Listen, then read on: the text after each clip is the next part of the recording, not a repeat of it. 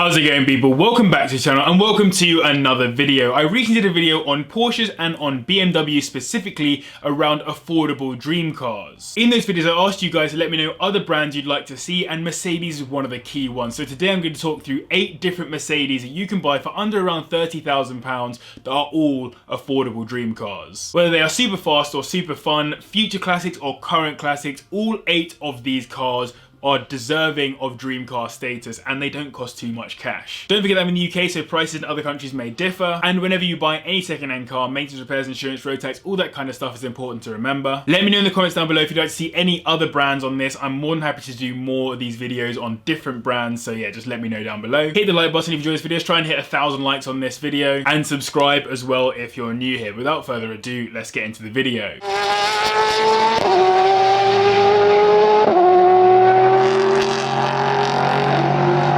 We've got a good mixture of Mercs on this list, and we'll start off with the R107 Mercedes 280 SL, which is the 2.7 litre inline 6 that makes 185 brake horsepower and will get to 60 in 9.5 seconds. SLs are some of the most sought after cars in the Mercedes lineup, and the R107 is already heading to be unaffordable following all of its ancestors. There's also the C107, which is the hardtop coupe version of the R107 Roadster. It was a hugely successful generation of SL that ran from 1971 to 1989, making it the second longest single series of ever produced by Mercedes. It was particularly well loved in North America, which took 40% of the total production. I know it's only at number 8, but if I was to take any car from this list, this would be it. It was literally designed by the same man that designed the 300 SL Gullwing, and I have to say it is jaw-droppingly good looking. Even the interior is magnificent. All in this car just gets me going. These are available from anywhere around the £12,000 mark, and at 30k you'll easily get one in very good condition from 1985. Luckily these aren't known to rot too badly, as Mercedes were good with their procurement at the time, but it can appear on models older than 1976. No single engine is renowned for going wrong often either, which is a good thing, and whether you get an inline 6 or V8, you'll be buying a car with a solid reliability reputation. Onto another classic now, the Mercedes 560 SEC, and before we properly get into it, it's one of my favourite looking Mercedes,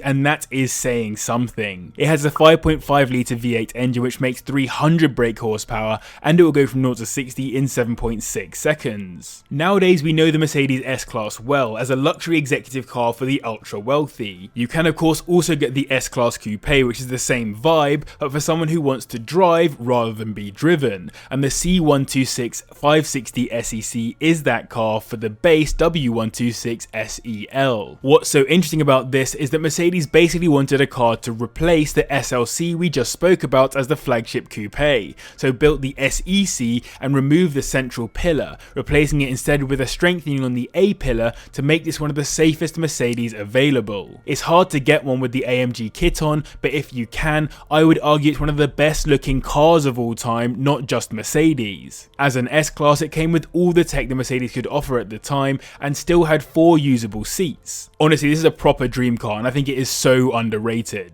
These start at around the 20k mark, and you'll be looking at a 1990 example with around 50k on the clock for £30,000. There is a bit of known trouble with rust on these, but the engine is known to be solid. It will keep going as long as it receives basic maintenance and timing chain replacements on time. It's great to see how good old Mercedes were on quality. It's another SL taking 6th on this list, but this time it's the R129 SL500 with the 5 litre V8 engine that makes 320 brake horsepower and does 0 to 60 in 6.3 seconds. The car that followed the SL I mentioned beforehand was this, and I think it is the perfect reference point for how a sporty coupe should have looked in the 1990s. Boxy still with that 1980s flair, but with a bit more curvature to prepare us for a more curvy and aerodynamic modern era. It was designed by the same man who designed the SEC I mentioned before, and by the way, as a bit of trivia, he still drives a 560 SEC today. These come as roadsters, but you can get a hardtop detachable roof to put on as well, which I think really upgrades the look of the car during the winter in particular. The interior is also maybe less pretty than some of the older Mercs, but it's on its way to becoming more endearing as it ages. This for me is a properly nice classic car already, and definitely an affordable dream car. This is actually the cheapest car on this list. You can find examples starting at around £10,000, and for 30k you'll get a stunning example from 1996 with around 30,000 miles on the clock. The V8 block is known to be strong, which is good, and the automatic gearbox can wear over time, but usually just needs a service. Alloys on a few specs are also known to rust, so look out for this as it can be a sign of an underloved car. Taking 5th on this list we have the SLK55 AMG, which I think is a highly underrated car that's going to be worthy of classic status very soon. It has a 5.4 litre V8 engine that makes 354 brake horsepower, and it will go from 0 to 60 in 4.7 seconds. This second generation of SLK gets leveled with the same harassment as all the other SLK and SLC generations, namely that it's a hairdresser's car. But if you can get over that, you really do get a properly useful little car that I think looks pretty good, like a baby McLaren SLR. Mercedes' key focus when building the car was on aerodynamics and making a car that handled well enough to take the fight to cheaper competitors like the MX-5 and S2000, so do put some respect on its name. AMG made the car look better and sound better out of those quad exit exhausts, as well as handle better with its larger brakes and lowered suspension. There's also a performance pack option which gives you composite brakes for more stopping power. Basically, I would call this car a baby exotic, and Mercedes confirmed this by even giving it a black series later in its production. These start at around £16,000, and anywhere from 20k you're looking at a 2008 model with low miles. Uneven idling and oil leaks are the key problems owners note on forums, and overheating gearboxes from a lack of fluid. Experts also note that the front suspension deserves a look because it's a big engine block stuffed into the front of that little car. I hope you're enjoying this video. If you are, hit the like button and let me know in the comments as well other brands you'd like to see me do this type of video on. And if you're new here, subscribe as well. I'm trying to hit 100k mark. We're super close. About 3,000 more of you need to subscribe at this point to get there, so let's try and hit it before the end of January, let's say. A new contender into the hot hatch world in 2013, the A45 AMG is an absolute beast with its 2-litre turbocharged inline-4 that makes 354 brake horsepower and 450 Nm of torque,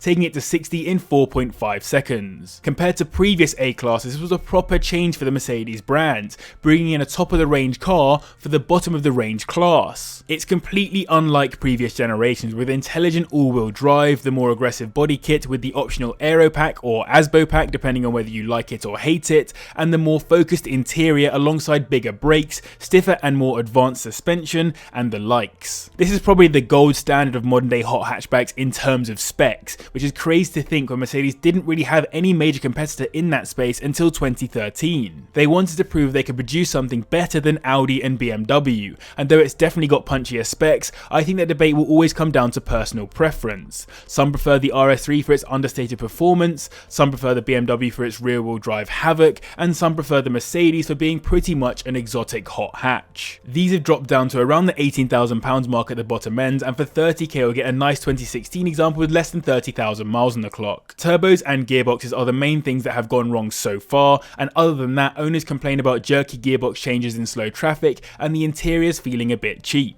In third we have yet another SL, but this time it's slightly more recent with the SL63 AMG, which is a 6.2 litre V8 that makes 517 brake horsepower and will get to 60 in 4.5 seconds. The RL230 was first released back in 2002 and originally only came as the SL55 AMG spec until after the 2008 facelift, which made a few external modifications, particularly noticeable around the front bumper and bonnet. This facelift got rid of the SL55 and brought in the SL63 as well as the new MCT transmission. Like the SLK, it also got a black series, which is of course miles outside of our price range for this video. But having driven the slightly newer SL63 AMG on track, I can confirm to some extent that this is an absolute beast. Maybe not your perfect track car, but more like a very capable Grand Tourer that looks pretty, goes fast, and eats up the miles with ease. It's also hugely comfortable, and the interior is a nice place to be, particularly on these post-facelift models. These are listed for a minimum of around £20,000, and for £30,000 you'll be looking at a 2008 model with around 40,000 miles on it. Owners on forums note a bunch of potential issues with these, but the key one I could find was failing suspension, which costs a small fortune to replace,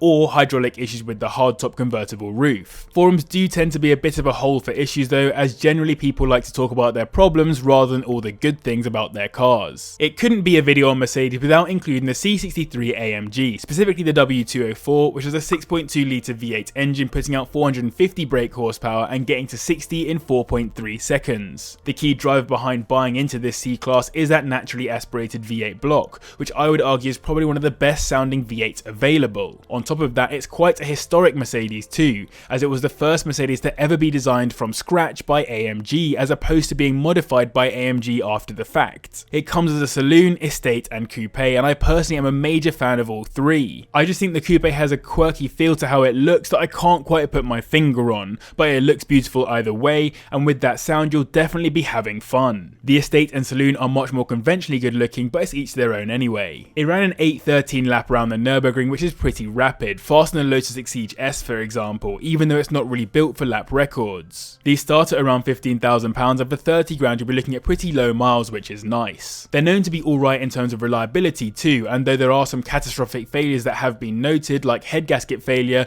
they're relatively few and far between. A common issue is wear on the crankshaft and overheating on later models. Taking the top spot is the E63 AMG, which is a more recent 5.4 litre V8 twin turbocharged engine which puts out 549 brake horsepower and will get to 60 in 4.1 seconds. The W212 is an interesting E-Class as it kinda straddled two generations for Mercedes. Originally the E63 came with a 6.2 litre V8 naturally aspirated block before moving on to the twin turbocharged one after its facelift in 2013, which also updated the styling to be more similar to the Mercedes we see today. Now the E-Class is an executive saloon or estate, so it won't tickle everyone's fancy right now, but as with older E-Classes, I'm sure that one day these will be looked back on fondly as cult classic cars. And though many people prefer the naturally aspirated blocks, that engine is unbelievable. I've driven a more recent SL63 as I mentioned previously, which shares effectively the same block, and oh my gosh does it pull. The power is out of this world and it just keeps giving more, shunting you forwards and still sounding amazing. £20,000 a minimum that you'll find these listed for, and for £30,000 you'll be looking at a 2014 model with around 60,000 miles on the clock. Fuel and tyres are the main expenses noted by owners, which is normally a good sign. They do also drop oil apparently, so be wary of this. I couldn't find any major weakness areas, but one or two owners noted power steering issues. So I hope you enjoyed this video. Thank you very much to you guys for watching, as well as to the patrons for their continued support. If you enjoyed this kind of content, please hit the like button, I would really appreciate it, and subscribe as well if you're new.